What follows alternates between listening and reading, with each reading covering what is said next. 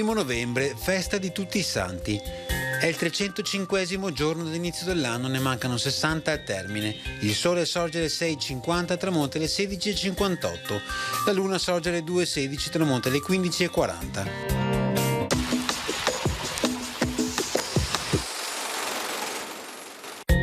Muore a Modena l'architetto Girolamo Frigimelica, padovano.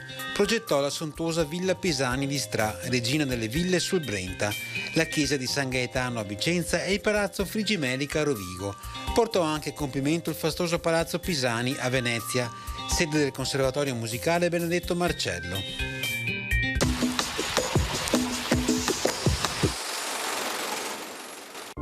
Le previsioni per domani. Nella prima metà di giornata inizialmente residue precipitazioni, ma ben presto rasserenamenti, con alcune nebbie sulle pianure fino al primo mattino.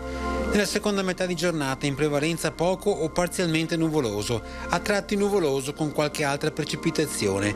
Quota neve intorno a 1700-2000 metri. Temperature di notte in calo, di giorno in aumento, eccetto diminuzioni in alta montagna.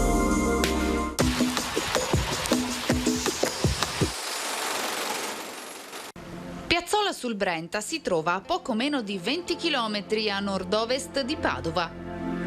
Il territorio è ricco di testimonianze del suo importante passato. La celebre Villa Contarini, splendido esempio di villa veneta, è una delle più grandi. Di aspetto barocco, è situata a sfondo della piazza principale di Piazzola sul Brenta, porticata e semicircolare.